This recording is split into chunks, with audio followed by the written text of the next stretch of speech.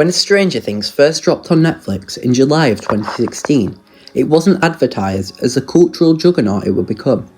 It was just another original series in a sea of new streaming content.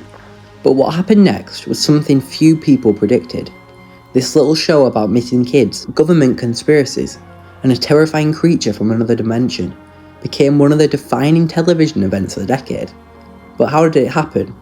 How did two relatively unknown filmmakers create a show that captured the nostalgia of the 1980s, while also building an entirely new mythos that would grab millions of viewers worldwide? Today, we're going to take a deep dive into the story behind the story, the creation of Stranger Things Season 1.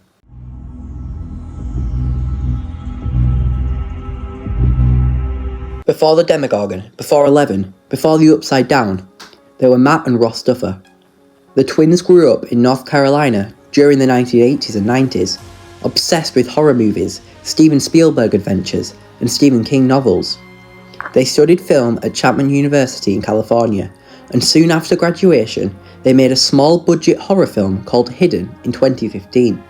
The film didn't exactly make waves at the box office, but it showed the Duffers' talent for blending emotional family stories with genre thrills.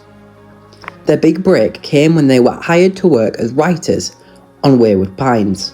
This gave them their first taste of serialized storytelling, a crucial stepping stone towards what would become Stranger Things. But at this point, Hollywood still didn't know quite what to do with them.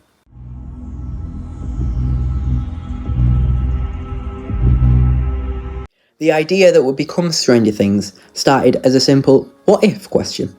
What if Stephen King wrote a long-form television series directed by Steven Spielberg? The Duffers envisioned a small-town mystery set in the 1980s, filled with kids on bikes, shady government labs, and a creepy sense of supernatural terror. They pitched it as a blend of E.T., Stand By Me, and A Nightmare on Elm Street. Originally, the project was called Montauk. The setting was supposed to be Montauk, Long Island, an area already infamous in conspiracy law for its rumoured secret government. But after some logistical concerns about filming in New York, the show was relocated to the fictional town of Hawkins, Indiana. The Duffers wrote a pilot script and began shopping it around Hollywood. The problem? Almost every network turned them down. Executives didn't want a show where the kids were the leads and something dark and scary. They wanted it to be either kid-friendly or adult-driven, not both. But Netflix, still building its reputation with original programming, saw potential. They greenlit the series for 8 episodes. And just like that, the Duffers had the chance to build their world.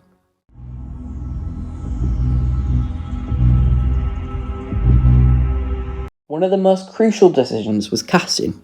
The Duffers needed kids who could actually act, not just be cute, but carry an entire emotional arcs. They also needed actors who felt like they could have stepped out of an 80s movie, and after thousands of auditions, they landed their iconic group.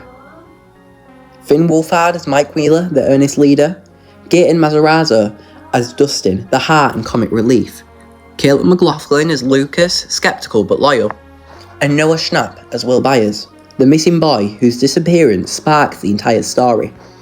And then of course, there was Millie Bobby Brown. At only 11 years old, she was tasked with portraying Eleven, a traumatised girl with telekinetic powers and almost no dialogue.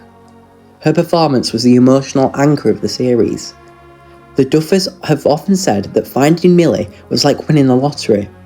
Without her, Stranger Things may never have worked. On the adult side, the casting of Winona Ryder was a masterstroke. Ryder, an icon of 1980s and 90s cinema, brought both star power and emotional weight to the role of Joyce Byers. David Harbour, a respected but relatively unknown character actor, rounded out the cast as Chief Hopper.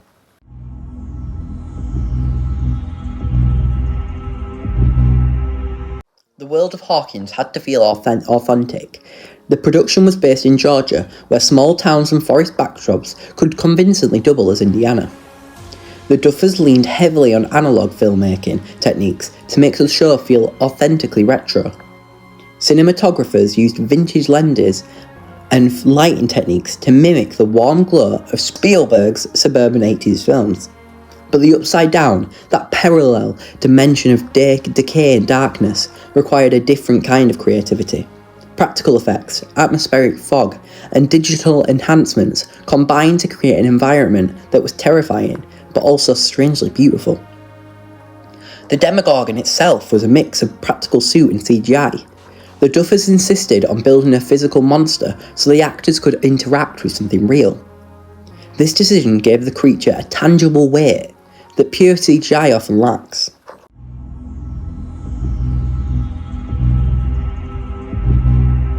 Of course, what really sets Stranger Things apart is its music. The score by Kyle Dixon and Michael Steen of the band Survive became instantly iconic. Those synth-heavy tones don't just evoke the 1980s, they also create a mood that's eerie, nostalgic, and deeply emotional. Then there's the soundtrack. Songs like Should I Stay or Should I Go by The Clash or Heroes by David Bowie weren't just background noise, they were woven into the narrative itself. This use of music as storytelling elevated the show beyond simple homage into something powerful and memorable.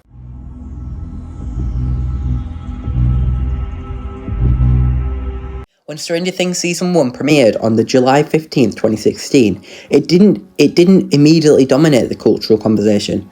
Netflix didn't push it with an enormous marketing campaign, but word of mouth spread quickly. Viewers fell in love with its combination of heart, horror, and nostalgia.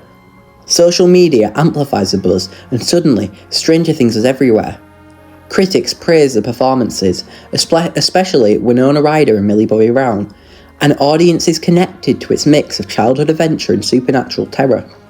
The show even reignited mainstream interest in Dungeons & Dragons.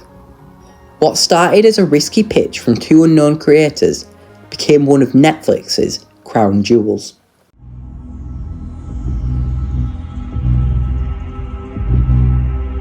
Looking back, the first season of Stranger Things feels almost miraculous. It was a perfect storm, the right story, the right cast, the right music, and the right moment. The Duffers didn't just create a nostalgic homage to the 80s, they created a new mythology, one that had continued to evolve and capture imaginations worldwide. And it all began with a little show called Montauk that turned into a new show called Stranger Things.